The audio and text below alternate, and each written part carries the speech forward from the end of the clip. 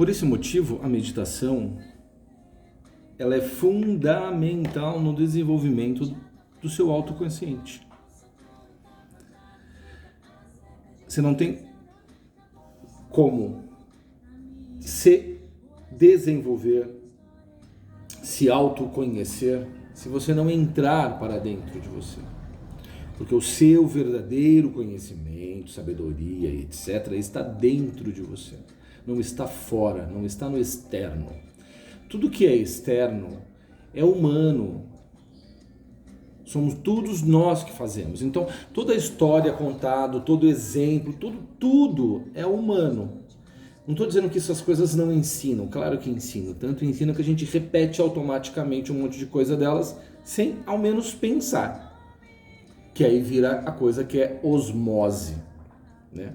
Mas para você ter o seu autoconhecimento, você tem que fazer a sua meditação reflexiva. Quando eu digo que você tem que começar a pensar, a usar tempo para isso, você não tem que viver pensando dessa forma, primeiramente porque não vai conseguir, porque isso não é um passe de mágica. Mas você tem que tirar das suas horas semanais, 2 apenas, para refletir sobre suas ações semanais.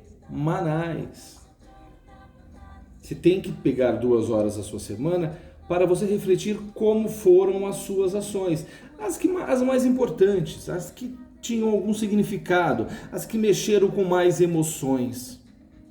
Você tem que começar a refletir nisso. Esse é a busca do seu autoconhecimento.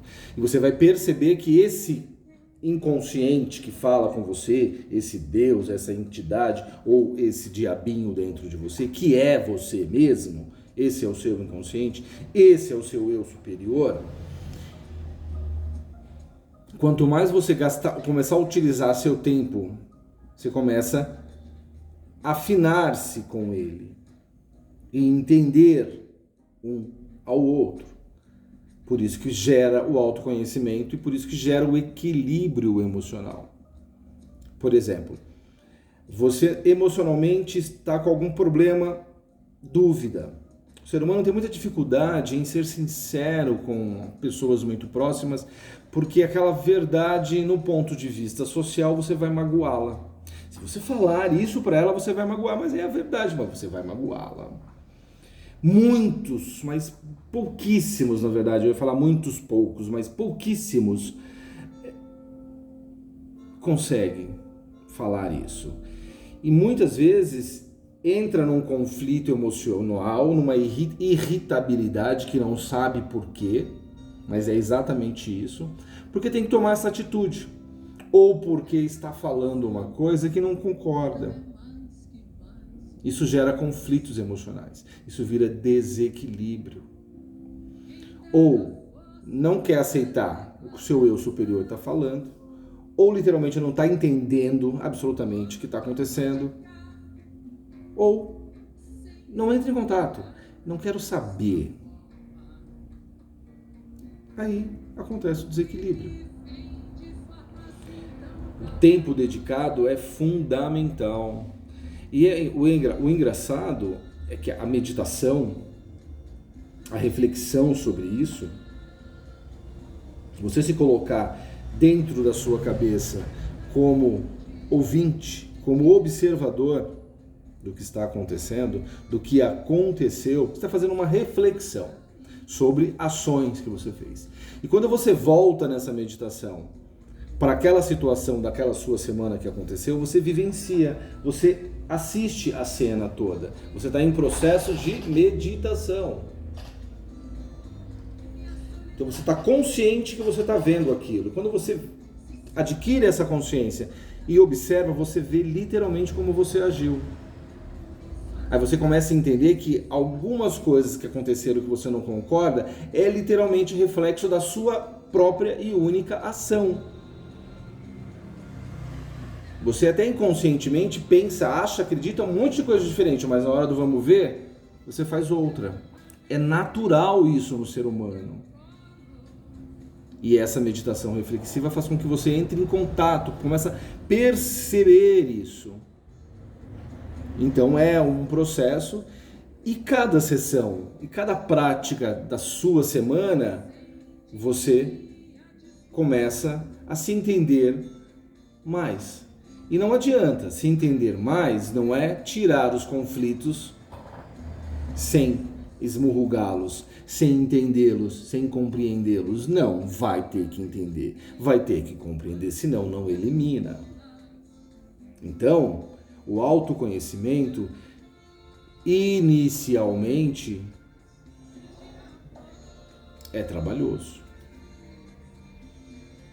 Na verdade, ele vai ser trabalhoso até chegar a esse equilíbrio, a essa compreensão, esse entendimento.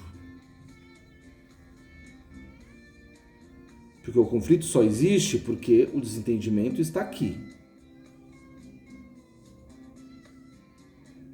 As pessoas agem por automático e por osmose. A partir do momento que você entende isso, muitos julgamentos seus referentes às outras pessoas acabam. Porque você sabe que é insignificante.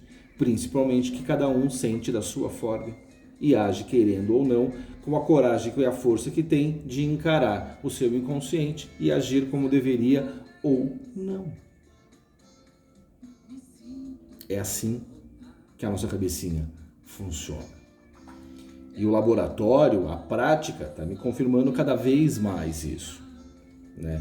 Hoje, por exemplo, se uma pessoa liga para mim para fazer um jogo de tarô, a pessoa sai encantada. Eu sei que sai, elas me falam isso, porque eu vou falar de coisas que são extremamente íntimas delas. Se eu faço a minha leitura, etc., lindo e maravilhoso. Se eu falo para essa pessoa que tudo isso é ela que está me passando inconscientemente, só que o meu inconsciente eu trabalho e exercito, então eu entendo isso e trago para fora para você, a credibilidade é outra. Entende? Funciona assim. Isso é uma experiência minha. A humanidade tem uma dificuldade muito grande em aceitar que eles são melhores do que são. Que eles são mais capazes do que são. A humanidade é embutida de uma submissão, de uma inferioridade de humano e deuses. É embutida. E essa inferioridade humano e deuses, ela foi criada por humanos.